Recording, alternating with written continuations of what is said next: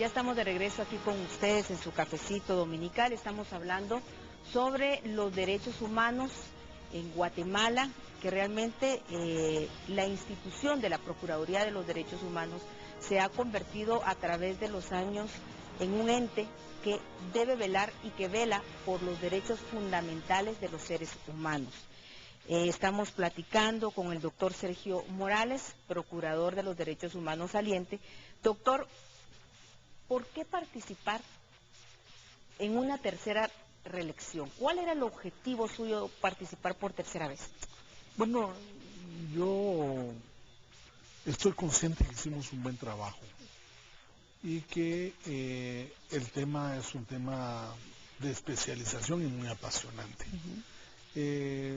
Yo siempre he pensado que debo estar donde debo servir a mis connacionales y pensé que ese era el mejor espacio para hacerlo. Tuve ofrecimientos políticos antes de que yo iniciara el proceso de reelección e inclusive en alguna oportunidad yo manifesté que mi deber era terminar mi periodo y ayudar durante el proceso electoral, y fue por eso que yo me acerqué justamente contigo y los canales para que hiciéramos un proceso de información, un proceso neutral, que pudiera la gente pues tener una información adecuada, y fue un éxito. Y entonces yo me sentía habilitado para continuar. No logré medir realmente los intereses de los diferentes grupos y tampoco logré medir tal vez realmente el sentimiento general. Yo pensé que estábamos en la posibilidad de continuar y pues la decisión del Congreso no me favoreció. Uno de los entre analistas y algunos grupos, por ejemplo, Convergencia por los Derechos Humanos, decía que algo que había resultado dentro de su gestión era la falta de transparencia. ¿En qué se basaron ellos? ¿Esto es así o no, doctor? Nosotros estamos tranquilos. Todas las auditorías que nos ha hecho la Contraloría General de Cuentas y toda es normal. Por eso no me preocupa y no me sorprende, porque tengo bien claro que la oposición de estos grupos no era por un problema financiero, no era por un problema administrativo. Fue muy sintomático que aparecieran esas denuncias en el proceso de votación.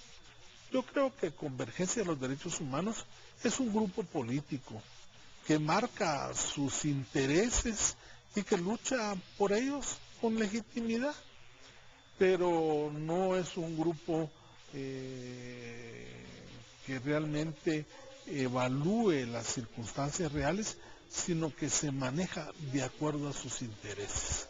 Pero estoy tranquilo, gracias a Dios todas las cuentas están bien. He sido el único funcionario que ha estado 10 años en el mismo puesto y durante esos 10 años nunca hubo ningún problema. Hasta este momento no tengo ningún problema, y lo que sí entiendo fue que se quiso aprovechar ese momento para hacerme ataques injustificados para favorecer a esos mismos grupos, que casualmente algunos de ellos están en el, ¿cómo se llama? Organizándose para ver si tienen espacios con el nuevo procurador. Señor procurador, ¿quiere decir que la Procuraduría adolece de ciertas, ¿qué podríamos decir, insumos para poder realizar eficazmente su labor? ¿Como cuáles serían entonces? Hay una serie. En primer lugar, tener 40 oficinas es solo un paso. O sea, una institución fuerte realmente debería de ambicionar tener presencia en todo el país, o por lo menos en aquellos puntos donde pueda dar atención. Tenemos un presupuesto de 106 millones que nos sancionan y nos sacrifican todos los meses. En este gobierno se nos retuvo por parte del Ministerio de Finanzas cerca de 8 o 10 millones de quetzales, que al final nos los han entregado hace 2 o 3 semanas. Pero al no contar con esos fondos, no tenemos gasolina, no tenemos para radio, no tenemos comunicaciones. Y con todas esas dificultades, nuestros auxiliares y nuestro personal hizo su trabajo y lo hizo bien. Yo te aseguro que si la Procuraduría no hubiera intervenido, no hubiera establecido los mecanismos de mediación, Guatemala hoy sería otra cosa. Todos los conflictos en los que hemos participado, se ha reconocido la importante labor de mediación de la PDH. No solamente eso que afirmo es cierto, sino te lo doy con pruebas. Por ejemplo, el G4 se convirtió en un gran mediador, un gran negociador en el país, y nosotros estuvimos ahí metidos. Entonces, hemos hecho una labor de mediación importante. Lo que pasa es que hay ocasiones en las que quisieran que dijéramos otras cosas, cuando nosotros simplemente nos remitimos a decir la verdad. Doctor, otro de los señalamientos que tiene la Procuraduría de los Derechos Humanos es que pareciera más bien que se defienden los derechos de los delincuentes y no de los ciudadanos. Esto al ver la intervención, digamos, de la Procuraduría en casos como, por ejemplo, y se mencionó los presidios, los penales, etcétera. Entonces, se tiene esa percepción por parte de algunas instancias también de que se defiende más a los delincuentes que a los mismos ciudadanos. Son percepciones equivocadas. Voy a tratar de balancear esa información. Así como nosotros descubrimos a los asesinos de Facundo Cabral, así como nosotros descubrimos a los asesinos de aquellas 2 jóvenes por internet, así nosotros presentamos 7,000 denuncias al Ministerio Público en un año. No nos corresponde a nosotros la investigación y por tanto la población no debería responsabilizarnos a nosotros de eso, porque nosotros sí cumplimos con presentar denuncias. Se llegó hasta el absurdo de que en alguna denuncia de estos grupos que tú señalas, decían que yo hacía investigaciones paralelas.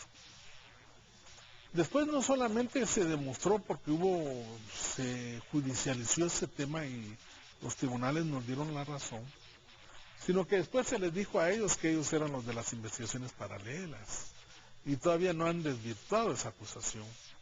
Entonces, la Procuraduría sí actúa tratando de que se juzgue a la gente y que se les dé su sanción y su condena.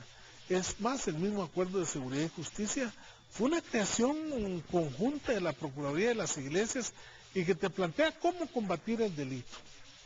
Plantea la reforma de la policía y plantea varias soluciones. Ahora, eso te puedo decir en la búsqueda de la justicia.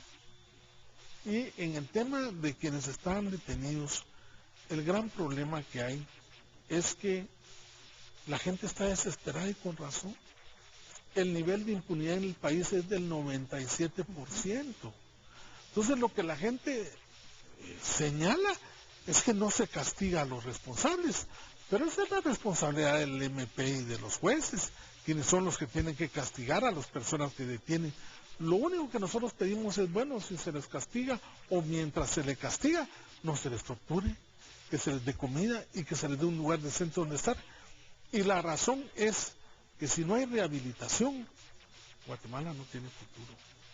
Has de saber que el sistema penitenciario estaba creado para 6,000 personas.